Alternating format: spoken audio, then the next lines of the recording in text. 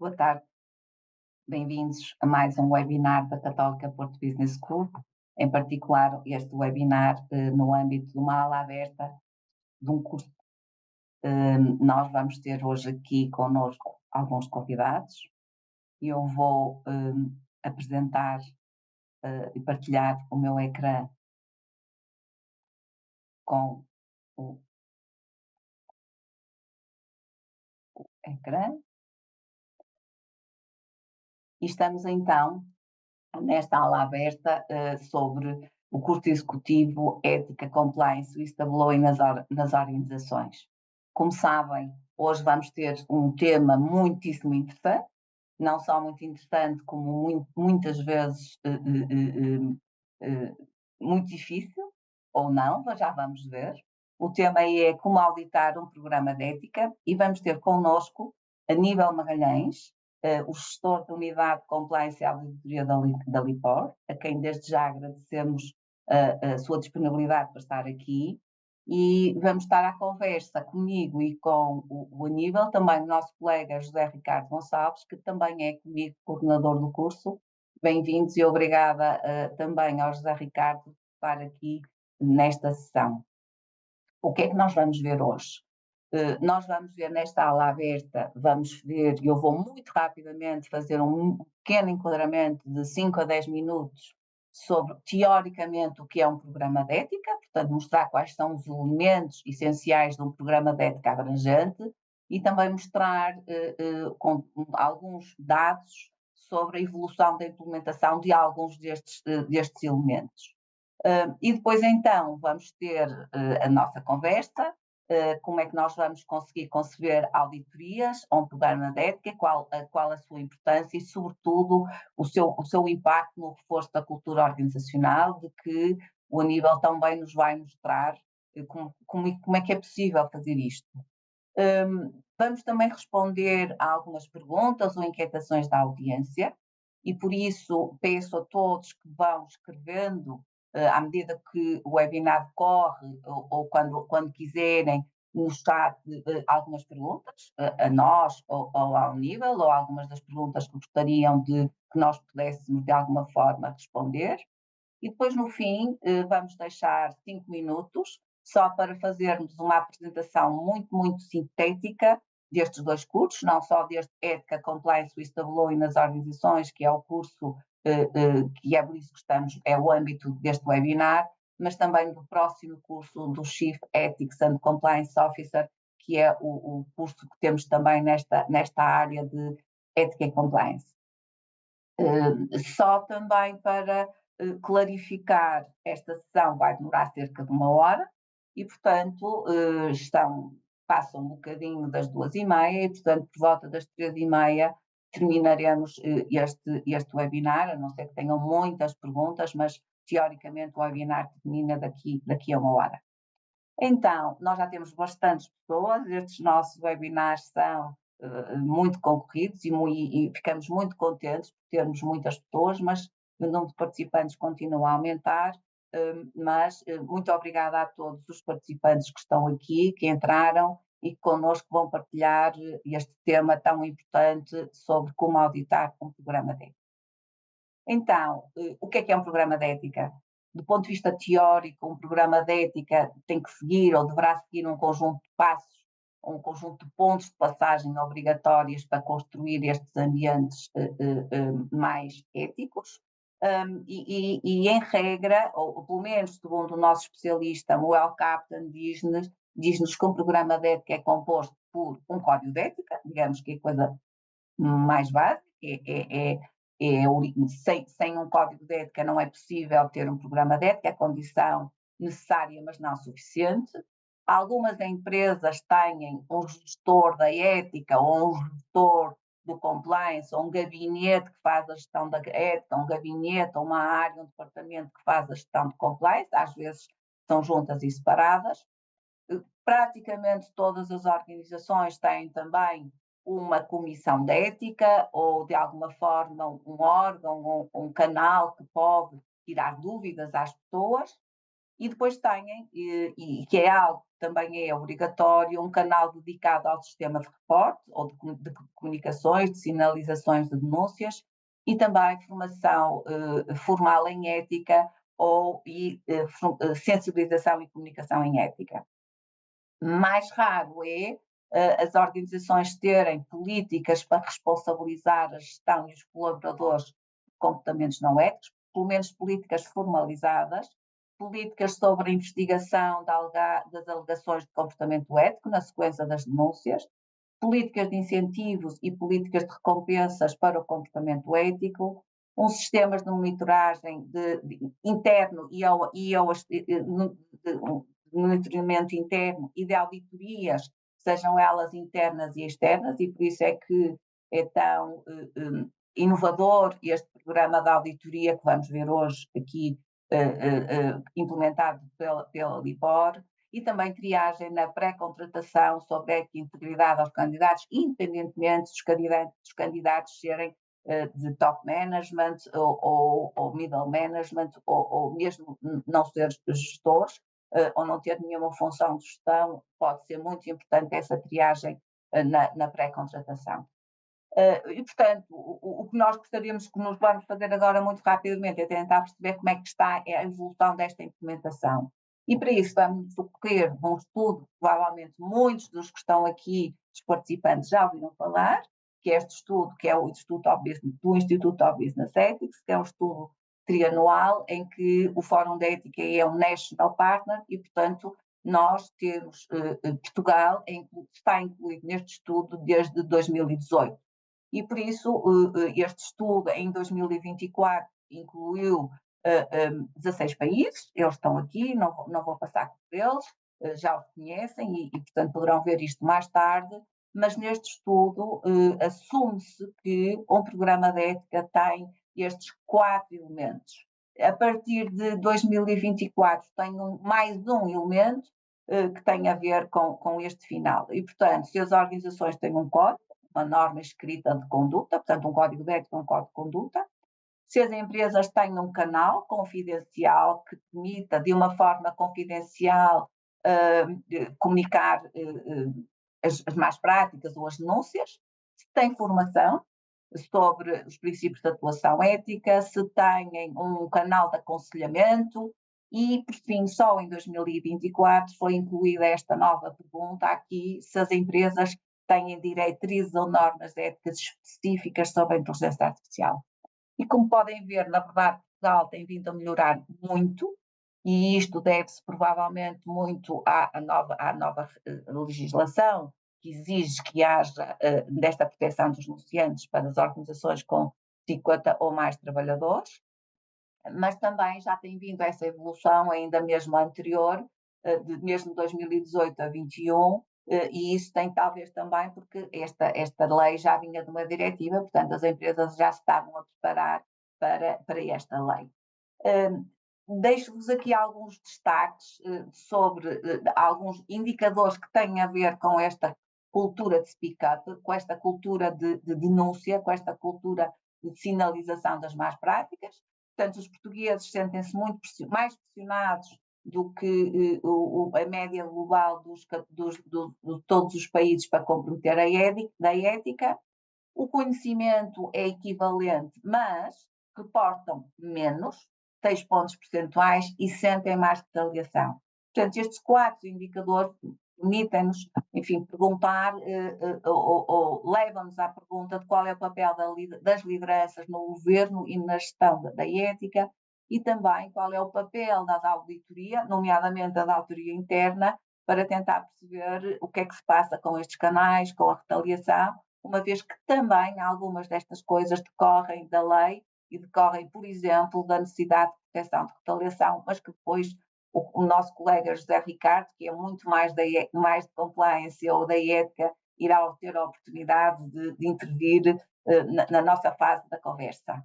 As más práticas mais observadas têm a ver com o abuso de autoridade e com assédio, e, portanto, também, como sabem, o assédio é algo, quer seja o assédio moral, quer seja o assédio sexual, já fazem parte da legislação, portanto, também já são um tema que tem a ver com compliance, ainda que a fronteira entre o abuso da autoridade e o assédio moral não seja muito clara e, portanto, nós teremos, nomeadamente nas auditorias, tentar perceber como é que a organização está a diferenciar estas formas de assédio.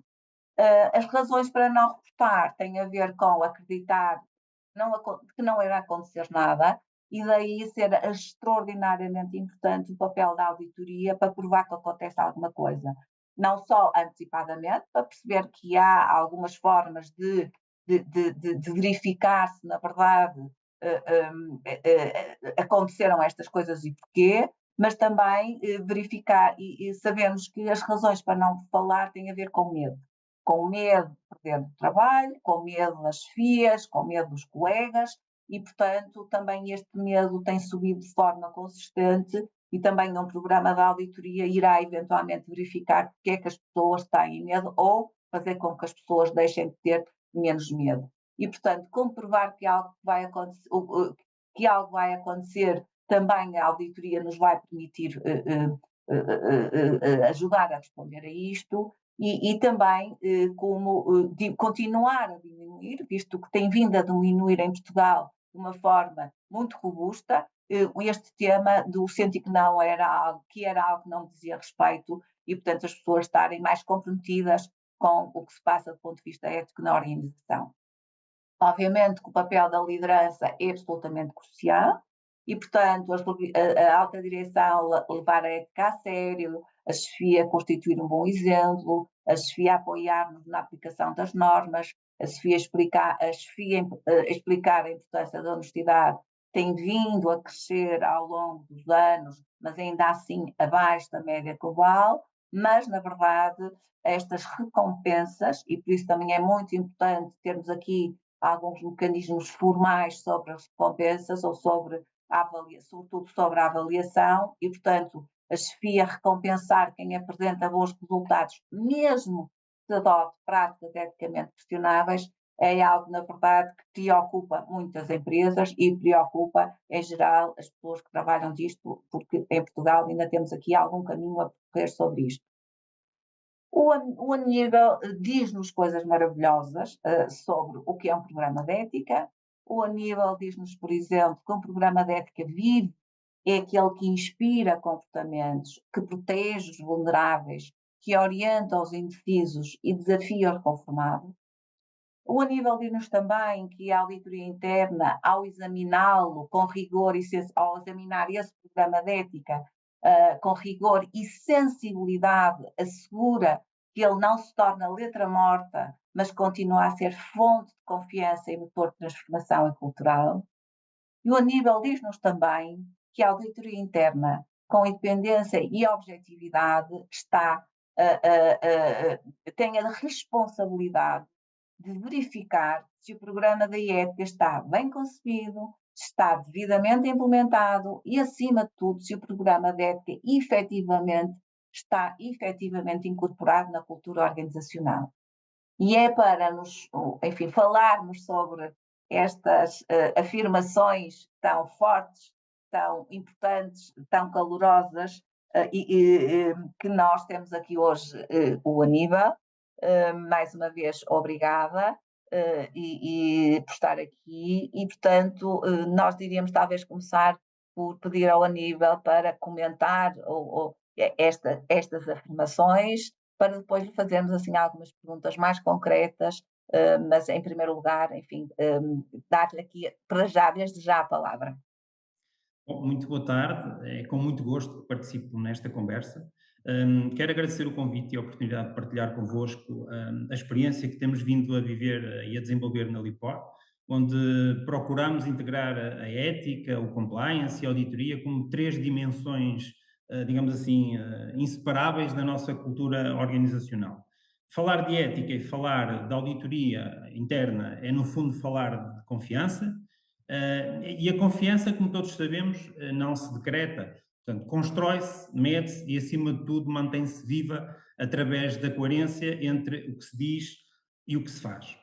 E sim, reconheço que as frases são fortes e foram propositadamente escritas para o serem. Portanto, na nossa opinião, a ética, quando é tratada apenas como um conjunto de regras, tende a adormecer, as pessoas adormecem. Por isso quisemos sublinhar a ideia do programa de ética vivo. Um programa de ética, segundo a nossa opinião, é vivo quando inspira comportamentos, induz comportamentos, e não apenas quando os regula, quando protege os vulneráveis. E o que é que queremos dizer com isso? Isto é, cria ambientes seguros e justos. Seguros para as pessoas se sentirem confortáveis para exporem as suas inquietações, os seus dilemas, os seus problemas e os trazerem até nós. E, portanto, quando orienta os indecisos, orientar os indecisos, oferecendo referências claras em momentos de dúvida. Quando as pessoas estão perante o dilema e perante o risco ético, é importante terem referências a seguir e poderem esclarecer os seus dilemas. E quando desafia os conformados, lembrando que a ética não é conforto, também é compromisso.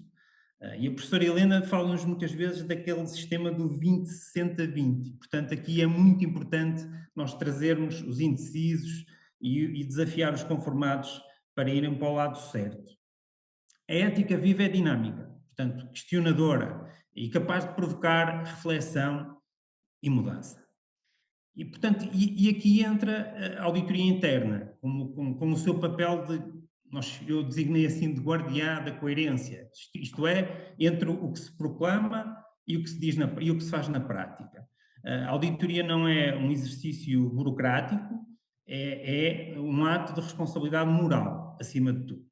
Quando dizemos que deve ser conduzida com rigor e com sensibilidade, queremos dizer que o auditor deve unir a técnica, obviamente, à consciência. Rigor para avaliar objetivamente o que existe e relatar, não esconder, dizer exatamente aquilo que encontra, com sensibilidade. Com sensibilidade para compreender o que as pessoas sentem e como vivem a ética no cotidiano. Portanto, e só assim, acreditamos nós, a auditoria assegura que o programa de ética não se torna letra morta. E, portanto, isto é um documento bonito, mas desligado da prática. Finalmente, a terceira questão, vou tentar esclarecer também. Portanto, o núcleo do papel da auditoria interna avalia a concepção, a implementação e a incorporação cultural do programa de ética. Portanto, não basta ter políticas, é preciso que estejam enraizadas na cultura organizacional. E é esse o verdadeiro teste à maturidade do programa de ética. Portanto, quando os valores já não precisam de ser lembrados, porque são vividos de forma natural. É isso que nós pretendemos, é esse o nosso objetivo. Portanto, em suma, estas frases são fortes, algumas delas, porque traduzem uma convicção forte também que temos na LIPOR, que a ética e a auditoria, quando caminham juntas, não apenas controlam comportamentos, mas transformam a cultura e tornam o programa de ética e a ética como cultura organizacional. Obrigada. Não sei se respondi, se ficaram esclarecidos. Completamente, Aníbal, muito obrigada. Acho que foi, e acho que não só respondeu, como todas as pessoas que nos estão a ouvir ficaram absolutamente mais conscientes da importância da auditoria no programa. José Ricardo, quer fazer já alguma pergunta ou vamos pedir ao Aníbal para nos dizer como é que foi construído o programa, enfim, começar um bocadinho do princípio, talvez. Eu antes de mais nada, cumprimentar todos os que estão connosco e fico muito agradado, como já foi sinalizado pela Helena. Estou aqui a olhar e temos 180 pessoas connosco, que é realmente um número de participantes excelente, tendo em consideração outros anteriores webinars que organizamos, ou nos quais eu participei fora da Católica Portuguesa School. E, evidentemente, também, a título pessoal, agradecer a disponibilidade do Aníbal por estar connosco, por já ter sinalizado de forma muito clara e ajudar-nos a perceber o que é que deve ser um programa de ética e o que é isso de auditar um programa de ética. É evidente que eu tenho a certeza absoluta que o Aníbal, quando eu agora lhe passar a palavra novamente, vai falar sobre essa coisa chata que é o polícia mau da compliance, porque o polícia bom é a Helena, da ética, mas eu sugeria, Helena, se estiver de acordo, deixamos as perguntas depois mais para a frente, para também ficarmos aqui em impressões e irmos lendo algumas daquelas que são formuladas por quem está connosco.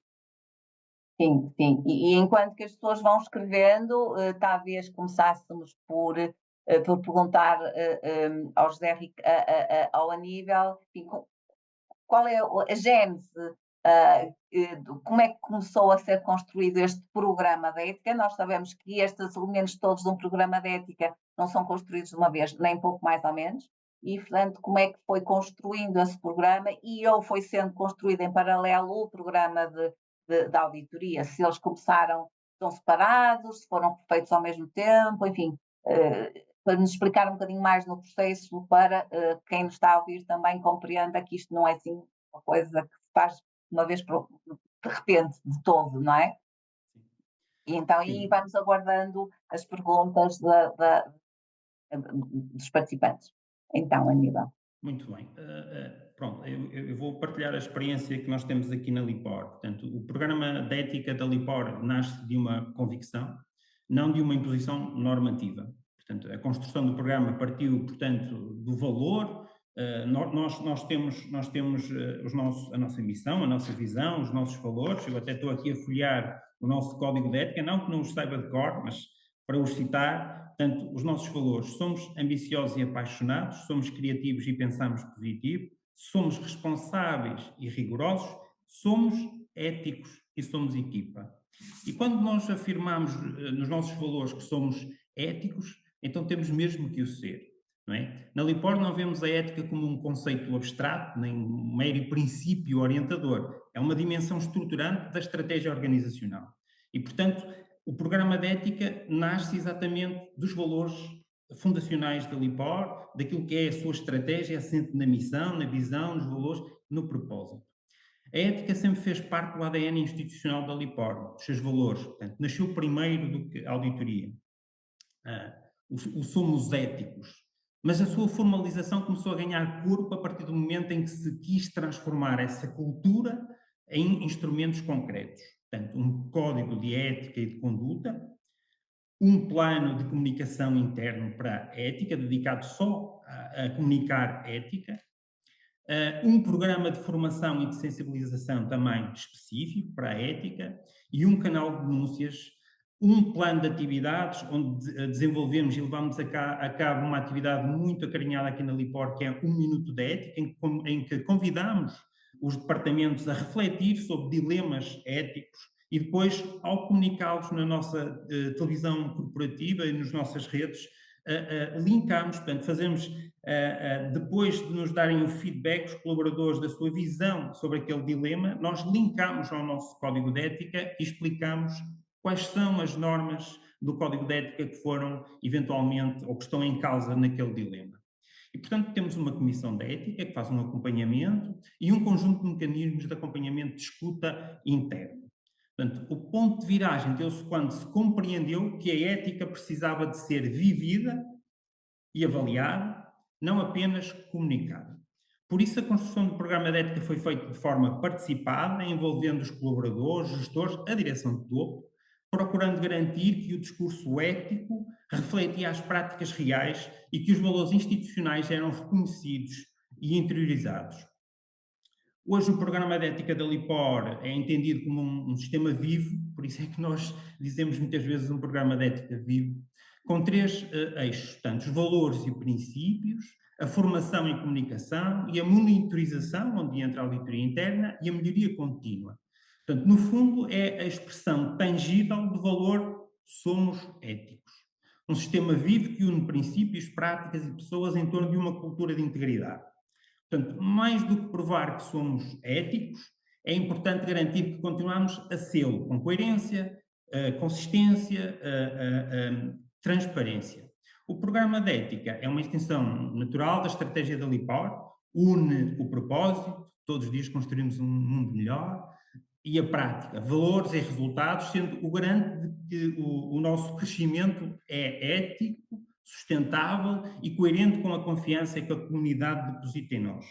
E, portanto, sim, primeiro nasceu o programa de ética, teve o seu percurso inicial, depois entendemos que, e também resulta dos valores, portanto, não, nós dizemos que somos éticos, mas também somos responsáveis e somos rigorosos. E, portanto, se somos responsáveis e somos rigorosos, então há que auditar aquilo que fazemos, auditar o programa de ética. Para além disso, a nossa administração disponibiliza um conjunto de recursos humanos, técnicos, financeiros, para dar corpo, para levarmos a cabo o programa de ética. Portanto, quero depois também saber se esse programa de ética está a ser eficaz e está a cumprir o seu propósito. E, portanto, depois nasceu então a auditoria interna e o programa de auditoria interna ao programa de ética.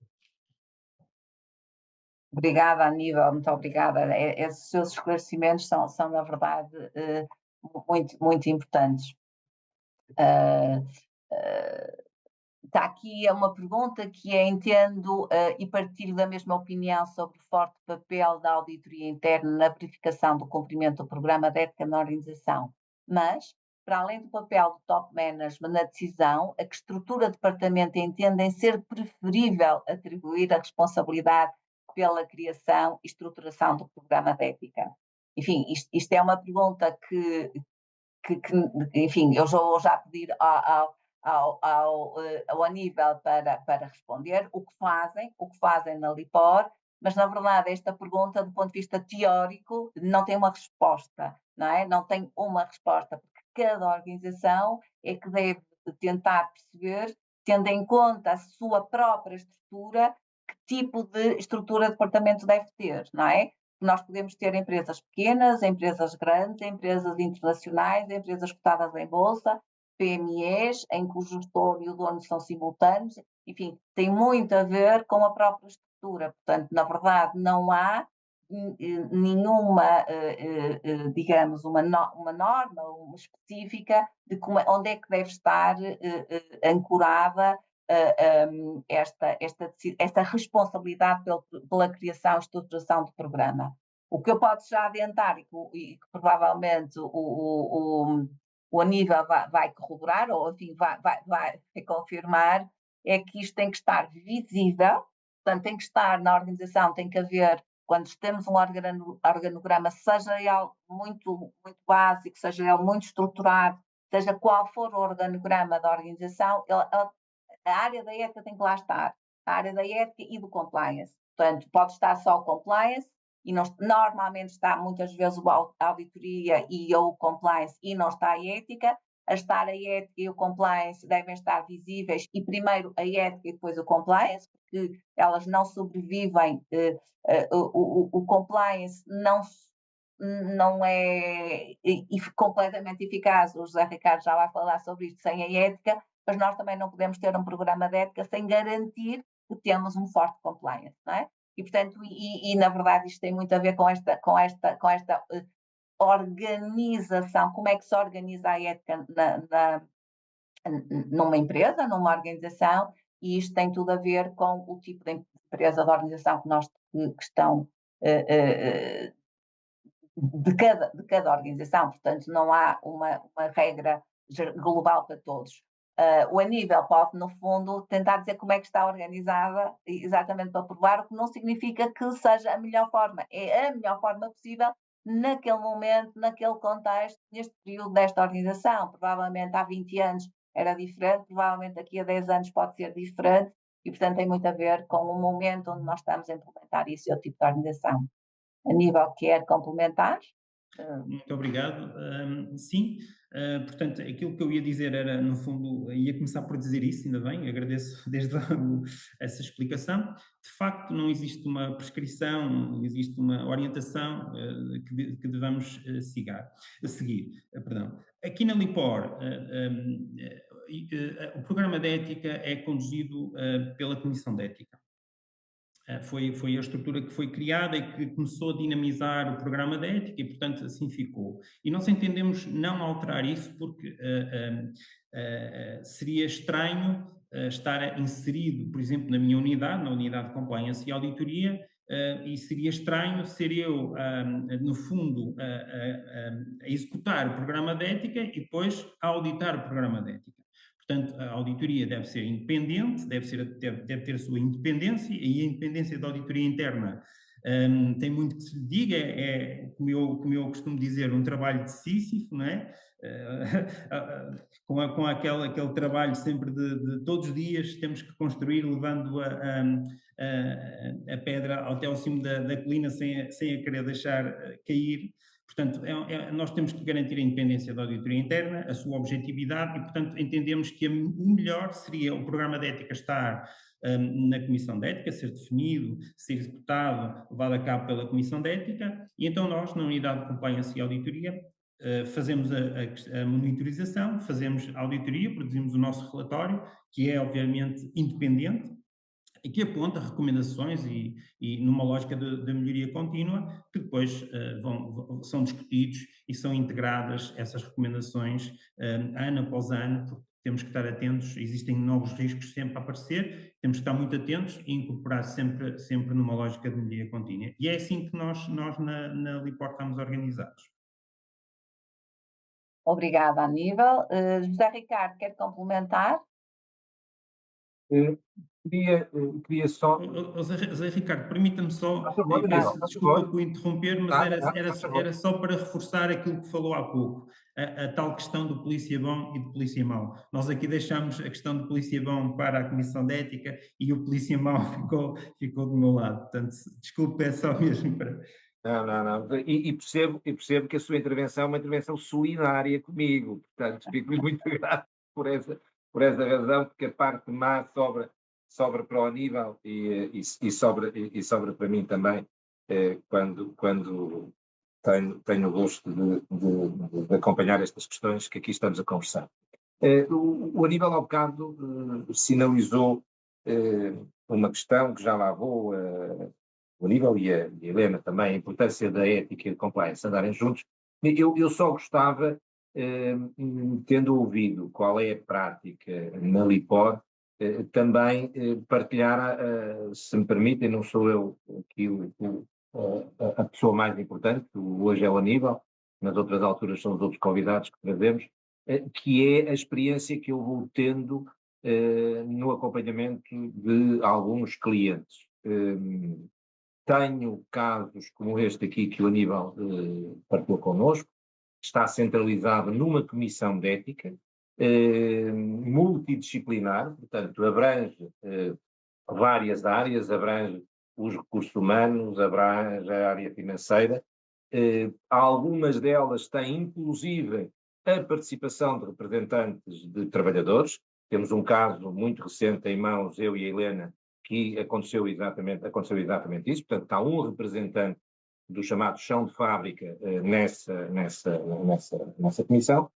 Depois tenho outros exemplos, a criação e autonomização de uma direção de compliance, onde também há o tratamento das questões de ética, porque é essa direção que acompanha o canal de denúncias e, portanto, o denominado canal de ética nesse caso. Portanto, há aqui uma autonomização dentro da estrutura organizacional da empresa com a criação de uma direção.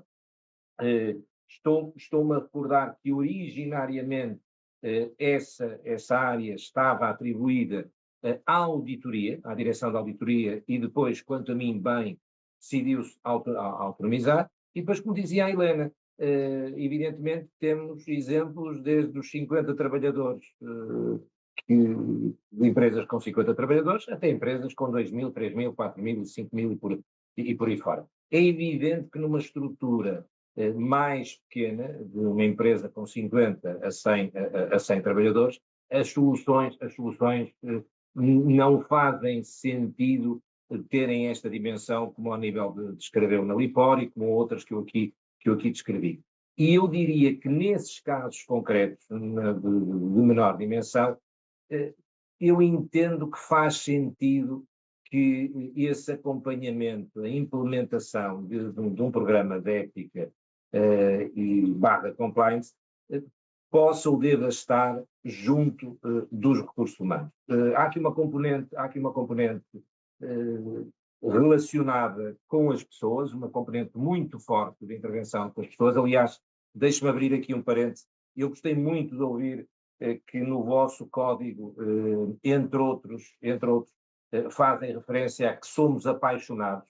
Se não é a primeira vez, é das primeiras vezes que eu ouço essa referência a uma característica humana muito própria. Portanto, quanto a rigor, responsabilidade, competência, atentos, etc., são comportamentos habituais. Agora, é realmente, além do mais, muito agradável aos ouvidos perceber-se que realmente essa componente subjetiva da paixão também aí está integrada e confesso que me agradou muito ouvir. Portanto, isto quanto a esse ponto, como é que estão organizados. A segunda, agora sim, a questão que eu gostava de colocar ao Aníbal, se podia partilhar connosco, já o fez, mas se poderia entrar um bocadinho mais fundo, como é que a ética e a compliance vivem na vossa organização? Se andam de mãos dadas, se está cada uma no seu cubículo, digamos assim, utilizando uma expressão provavelmente não adequada, mas foi a que se me ocorreu. Pode partilhar connosco, por favor, Aníbal, o que é que acontece na vossa organização relativamente a estas duas temáticas e à relevância das mesmas. Sim, agradeço a questão. De facto, existem instrumentos, digamos assim, se é que se pode chamar de instrumentos, do programa de ética que são, digamos, quase comuns com o programa de cumprimento normativo. Um canal de denúncias, o código de ética e de conduta, não é? São instrumentos que fazem parte do programa de cumprimento normativo e também fazem parte do programa de ética. E, portanto, há aqui uma certa tem que haver comunicação entre os dois programas, entre as pessoas que levam a cabo os dois programas, mas eles caminham depois de forma distinta. Como sabemos, o programa de cumprimento normativo também exige que haja um programa, um plano de formação, um plano de comunicação, e, portanto, o plano de comunicação e de formação no âmbito do cumprimento normativo é distinto do programa de comunicação e de formação e de sensibilização do programa de ética. São distintos. Embora partilhem o mesmo código de ética e de conduta, portanto, é o mesmo para a instituição e, portanto, tem que haver conversas e alinhamentos e reuniões quando é necessário atualizar o código de ética e de conduta e, portanto, ele recebe, digamos assim, sugestões de alteração, quer de um lado, quer do outro. E, portanto, é dessa forma que nós convivemos. Há reuniões estratégicas, há reuniões de alinhamento, mas depois cada programa tem a sua vida. Cada programa foca-se na mensagem, na comunicação que tem como objetivo e depois se reúnem para alinhar aquilo que for comum aos dois programas, digamos assim. Não sei se respondi inteiramente à sua pergunta, mas no fundo é desta forma que nós estamos organizados. Respondeu sim e diga-me se posso concluir que podem não andar de mãos dadas, mas não andam de costas voltadas uns para os outros. Exatamente, é exatamente isso, concluiu bem. Sim, não podem andar de costas voltadas de forma nenhuma. É, como eu disse, tem que haver um alinhamento, tem que haver uma cooperação, embora depois existam planos em que são convergentes e depois há planos que são independentes. Eu diria assim. Certíssimo. Esclarecido, obrigado, Aníbal. Bom, nós temos aqui já mais algumas perguntas. Algumas destas perguntas que nós temos aqui têm muito a ver com a própria organização. Por exemplo, nos casos em que a Comissão de Ética tem elementos internos e externos à organização, qual a melhor maneira de aumentar o conhecimento da organização da existência da capacidade? E outras que têm aqui que têm a ver com esta organização, não é? E, portanto, também penso, a própria LIPOR tem elementos como o José Ricardo estava a dizer, tem representantes de trabalhadores, muitas vezes formalmente, ou no vosso caso, quer partilhar um bocadinho já agora como é que Sim, é a vossa representação de trabalhadores, que é especial, digamos, também sim. vem do passado, digamos. Sim, Como sim. é que está, exatamente. Portanto, a Comissão de Ética tem um representante dos trabalhadores e isso é obrigatório porque nós temos no âmbito da responsabilidade social e somos certificados através da SA 8000, portanto, da norma de responsabilidade social e corporativa e, portanto, é obrigatório. Ele faz parte da Comissão de Ética, assiste a todas as reuniões da Comissão de Ética e, no fundo, também é um veículo e aqui na Lipor é particularmente importante porque os trabalhadores sentem-se muito à vontade em veicular os seus problemas, as suas inquietações através do representante dos trabalhadores. Muitas vezes até mais do que nós temos alguns pontos de recolha de sugestões, de caixas de reclamação, se entenderem, em que as pessoas podem partilhar, podem escrever, podem efetuar uma chamada, se assim entenderem, ou fazer um reporte através de um e-mail, mas eles preferem muitas vezes veicular esses pequenos problemas que vão tendo no dia a dia através do representante dos trabalhadores, que depois na Comissão de Ética faz de veículo e transporta essas inquietações até à Comissão de Ética, que depois são debatidos e são tratados convenientemente esses assuntos. Portanto, sim, os trabalhadores aqui têm essa representação, ele é eleito, portanto, pelos trabalhadores, o representante, e depois exerce a sua função e faz o ponto de ligação entre a Comissão de Ética e o chão de fábrica, os trabalhadores, portanto, no dia a dia. E eu penso que esta resposta, de alguma forma, também está aqui já a dar resposta, digamos, à outra pergunta que nos dizem que é a quem é que reporta, mas também qual é a ligação entre ética, compliance e responsabilidade social. E, portanto, o Aníbal, ao dizer que, no fundo, está a usar elementos da SA 8000, que têm a ver com a vossa responsabilidade social e com os programas de auditoria, que já têm muitos anos da norma SA 8000, da Social Accountability, também já está a responder a isto, e sobretudo há uma coisa também que eu acho que pode ser aqui importante sinalizar, que é este papel deste representante de trabalhadores no que nós podemos chamar um canal de aconselhamento, que não é necessariamente o canal de denúncias. Este canal de aconselhamento que nós vimos aqui nestes dados do Instituto OBC7, deste programa, se existe um canal de aconselhamento. Ora, um canal de aconselhamento é uma coisa, pode ser muito diversa, pode ser um representante de trabalhadores, pode ser os chamados embaixadores da ética, pode ser as próprias direções, a direção de RH, a direção de medicina no trabalho, muitas vezes até para questões mais de saúde mental, a chefia direta, obviamente, são também, de alguma forma, espaços que nós chamamos de espaços seguros para se falar da ética, que podem ser, do ponto de vista mais formais ou menos informais, e que não necessitem necessariamente que as pessoas recorram ao canal formal de ética, de denúncias, independentemente de chamar canal de denúncias ou canal de participação de irregularidades, ou seja o que for, não é? Portanto, este canal, no fundo, também a par com o canal de denúncias formal, vai ajudar a que as pessoas vão tirando dúvidas, esclarecendo-se. Quanto mais falar regularmente nestas estruturas, provavelmente mais o canal está limpo, digamos, e só aparecerão verdadeiramente denúncias que devam ser trabalhadas do ponto de vista do canal de denúncias, que são verdadeiramente denúncias de pessoas que estão eventualmente ou de má fé, ou que estão a fazer alguma coisa que não estão conscientes e, portanto, que sejam verdadeiramente denúncias. E isso, no fundo, vai ajudar também no programa de compliance, não é? Portanto, toda esta estrutura de ética paralela ao programa de compliance e ao programa de auditoria, não é?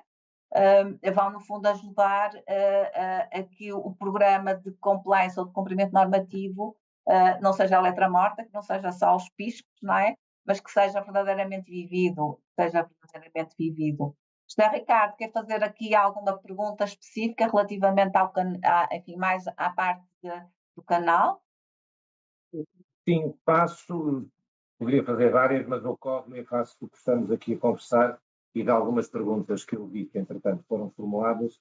Eu gostava de perceber, no caso concreto, seja no caso concreto da Lipor, E já agora, uma vez que é também conhecedor profundo destas matérias, gostava de ouvir ao Aníbal que relevância, independentemente de compor também o programa normativo, ser um dos elementos estruturantes do programa normativo, a formação, gostava de o ouvir que relevância é que atribui à formação, seja no âmbito do programa normativo, portanto, mais numa orientação ou mais num domínio de compliance, seja no domínio da ética.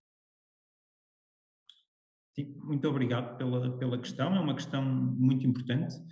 Nós damos muita ênfase e muita importância aos programas e aos planos de formação, quer do ponto de vista do cumprimento normativo, quer do ponto de vista da ética.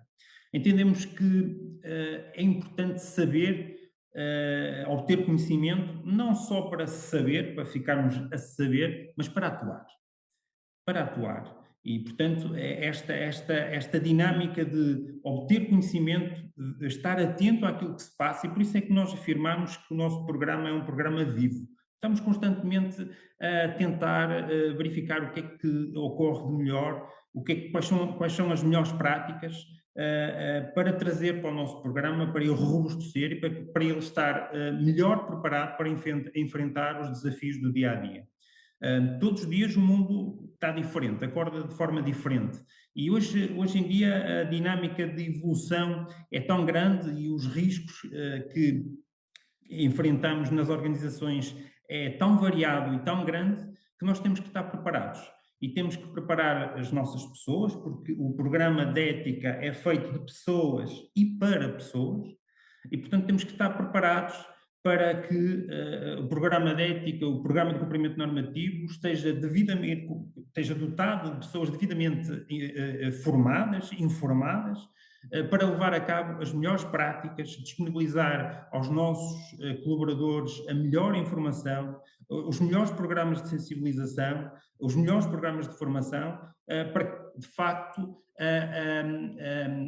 a ética, assim como também o compliance, seja transmitido da melhor forma possível e para que seja enraizado na cultura. Para conseguirmos isso, entendemos que os planos de comunicação, os planos de formação, os planos de sensibilização são extremamente importantes e, obviamente, que os planos de formação são centrais nesta dinâmica e na concretização destes objetivos.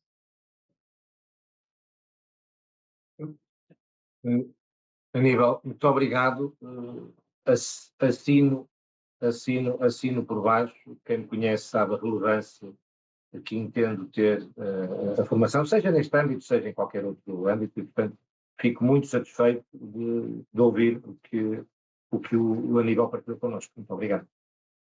E aproveitando, enfim, o tema da formação, estamos no âmbito de um programa de formação, vamos terminar, digamos, porque temos que terminar daqui a 10 minutos. Eu iria pedir agora ao Aníbal, no fundo, para nos deixar, para quem nos está a ouvir, para todas estas pessoas que nos estão a ouvir, digamos, alguma recomendação para quem está neste momento a começar um programa, ou para quem quer verdadeiramente criar aqui um esforço adicional para reforçar o programa. Quais seriam os seus conselhos, as suas recomendações, porque já passou por lá e, portanto, sabe, digamos, o que é mais fácil, o que é mais difícil, mas, enfim, algumas recomendações, Aníbal. Sim, obrigado.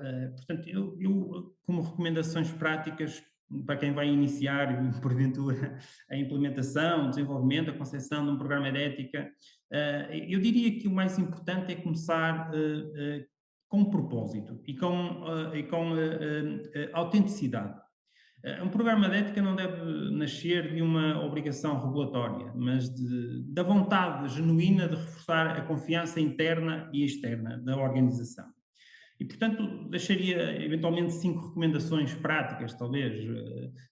Diagnosticar antes de agir, compreender o clima ético, as percepções e os dilemas reais antes de definir os princípios ou as políticas. Em segundo lugar, envolver as pessoas. Envolver as pessoas, como eu disse, o programa é feito por pessoas e para pessoas. E, portanto, a ética em si também tem no seu centro as pessoas, o ser humano. E, portanto, a ética não se impõe, constrói-se com participação e com diálogo. Por outro lado, formar e comunicar continuamente. Quem está a pensar em implementar um programa de ética, eu acho que deve estar ciente disto. Tem que formar e comunicar continuamente. Mais do que divulgar, é preciso criar espaços de reflexão e de aprendizagem. Diria que como 3, 4, integrar a ética nos processos de gestão, recrutamento, avaliação, contratação pública, whatever, devem refletir valores éticos. Devem refletir valores éticos. Por último, auditar com sensibilidade. Auditar com sensibilidade. Portanto, medir o grau, medir o clima ético da organização, procurando equilibrar rigor técnico com leitura humana. Com leitura humana. E, portanto, a ética é dinâmica e a auditoria deve acompanhá-la como um instrumento de melhoria contínua, não como um fim em si mesmo. E acho que é isso. Acho que é isso. Se cumprirem digamos assim, estas linhas orientadoras, eu acho que vão chegar a bom porto e vão construir programas de ética com um propósito, que eu acho que é muito importante. Obrigada, Aníbal. Apesar de ser, digamos, o nosso convidado, o Aníbal agradece mais uma vez a sua participação, a sua disponibilidade e a extraordinária partilha de experiências que fez com todos. José Ricardo, uma última palavra antes de nós podermos passar, digamos, à apresentação dos nossos cursos. Uma palavra aos nossos convidados, ao nosso convidado e aos nossos convidados que nos estão a ouvir, digamos, aos nossos ouvintes. Uma palavra ao nosso convidado Aníbal, antes da Helena fazer esta fase final da apresentação do curso, mais uma vez para lhe agradecer a sua presença e o tempo que tomou para estar connosco. É um gosto revê-lo, uma vez que já esteve connosco no curso, e muito obrigado pela partilha de experiências práticas que aqui nos trouxe. É evidente, e isso é do senso comum, esses 5 pontos são pontos que certamente são adaptáveis depois a cada uma das organizações.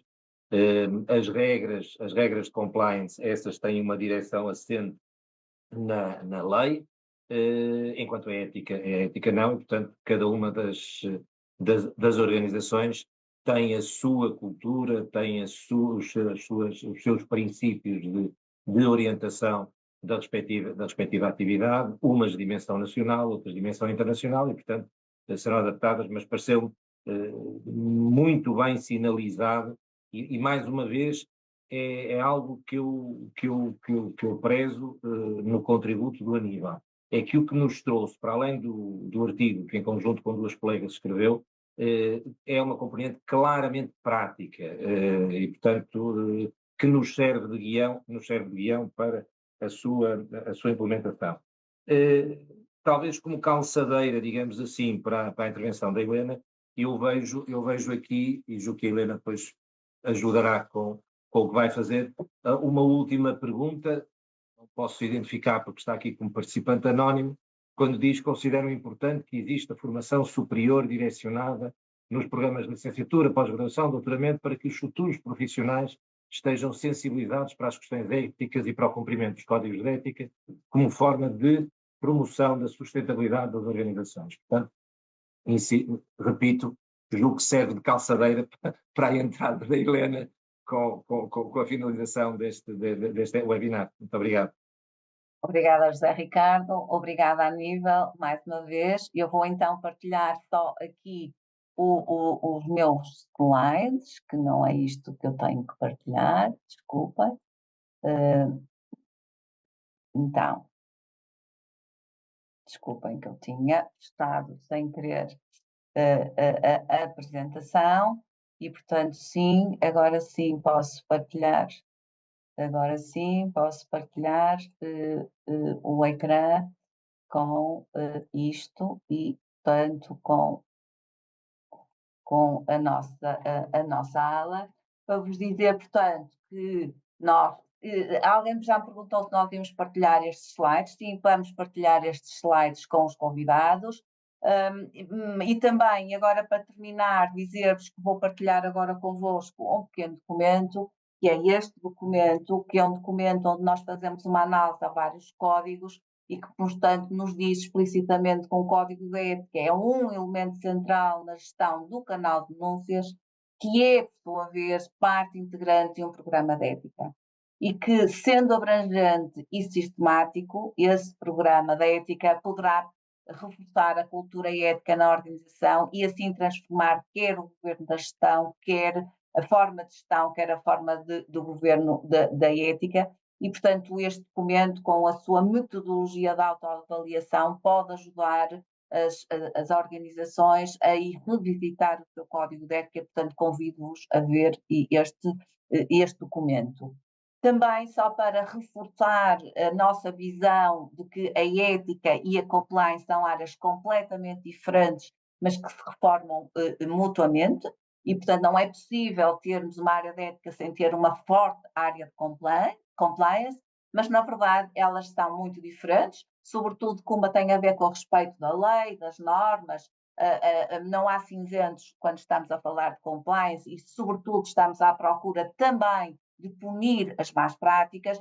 Quando nós estamos a falar da ética, estamos a falar da aplicação de valores, julgamentos individuais, estamos a pensar como é que eu saio das zonas cinzentas e, sobretudo, como é que eu posso promover a cultura ética e, portanto, complementam-se completamente. Por isso é que os nossos cursos têm todos esta dicotomia entre ética e compliance, que não é dicotomia, mas é aliança, digamos. Nós vamos ter no nosso próximo curso Ética, Compliance, Whistleblowing nas organizações, começa no final do mês, 24 a 27 de novembro. Tem aqui, poderão, digamos, ir procurar mais informação sobre isto, mas eu já vou dar um bocadinho mais informação sobre isto em particular. Mas temos também um outro curso, um curso um pouco mais alargado, que é um curso de Chief Ethics and Compliance Officer, onde nós vamos, no fundo, ajudar pessoas que queiram implementar ou desenvolver programas de ética, independentemente de serem da área de recursos humanos, da área do compliance, da área da sustentabilidade, da direção, da gestão, do board, do governance, enfim, porque, na verdade, a área da ética está, e respondendo a um dos clientes, pode estar em qualquer sítio. Pode estar na comissão executiva, pode estar dependente dos RH, pode estar na comissão executiva, pode estar autónoma, pode estar dependente de um board externo. E, portanto, estes são os nossos cursos, os dois cursos. Um começa já na próxima semana e outro em fevereiro. Este curso começa na próxima semana, portanto, eu e o José Ricardo somos os coordenadores e temos, no fundo, aqui dois docentes convidados. Um especialista em bioética, que é a Susana, portanto, nos vai ajudar a trabalhar mais as questões da ética, comigo, digamos, eu estou mais as questões da ética com a Susana. Com o José Ricardo vai acompanhá-lo também o Bruno Castro, tem muito mais a ver também que vai nos falar sobretudo da cibersegurança dos canais, não é? E toda enfim, a informação à volta da segurança dos canais, que é algo absolutamente dominante e cada vez mais, como podem imaginar, não só a segurança, mas também a cibersegurança dos canais. Portanto, este curso tem 4 grandes áreas: ética e whistleblowing e a gestão da ética organizacional, compliance, whistleblowing e a gestão do canal de denúncias, o Regulamento Geral da Prevenção e Corrupção e depois como é que nós juntamos esta ética e compliance. O curso são 4 manhãs, é sempre feito na Católica, pode ser também feito online. O último dia tem o almoço incluído, porque nós no último dia também temos uma mesa redonda com convidados. No fundo, a nossa mesa redonda está subordinada sempre ao mesmo tema, que é essa gestão eficaz dos canais de denúncia pode robustecer a cultura ética das organizações. Eu penso que hoje já fomos tendo aqui respostas com a Aníbal. Estes foram os nossos convidados das últimas sessões. Nós temos também parceiros de divulgação deste curso, Portanto, todos os membros destas associações que aqui estão têm descontos especiais nos nossos cursos de ética e compliance, e portanto, se alguém está aqui e gostaria de vir a um curso, pode já saber que tem descontos especiais. E para terminar, convidamos, e também para dar uma resposta a um dos participantes que nós não respondemos, como é que nós podemos apoiar a liderança ética e o governance. O Fórum de Ética todos os anos tem um estudo anual. O estudo anual 2025 é exatamente sobre liderança e ética. E esse estudo vai sempre apresentado na conferência anual, que vai ser feita em novembro, portanto, aqui é muito pouco tempo. Vai ser uma tarde, é uma tarde das 4 às 19h30. Inclusive, vamos ter apresentar um livro que se chama Ética e Compliance, Vozes e Histórias de Gestores. E, portanto, convidamos-vos a vir, de preferência, ao nosso campus aqui no Porto, no dia 20. Quem não puder vir, convidamos a estar presente online e agradecemos muito a vossa presença hoje aqui e esperamos, enfim, ter-vos não só noutras aulas abertas, nos cursos, mas também noutros eventos, noutros webinars, nomeadamente neste que vamos ter também na nossa conferência anual. Obrigada mais uma vez ao Aníbal pela sua brilhante participação, pelo esclarecimento fantástico que nos deu e a todos os nossos convidados. Obrigada também, José Ricardo, enfim, por estarmos aqui os dois, enfim, a partilhar isto. E obrigada uma vez mais às pessoas que nos estão a ouvir e até breve. Helena, deixe-me só, claro, porque é merecido um agradecimento final neste momento, porque é realmente uma enorme satisfação verificar que das 180 pessoas que estiveram connosco, ficaram 167, até há 5 minutos mais ou menos estavam 173 ou 74, portanto um enorme agradecimento às pessoas que quiseram estar connosco até agora, porque é devido. E mais uma vez um abraço, Aníbal, pela sua participação. Muito obrigado. Obrigada a todos. Continuação de um bom dia.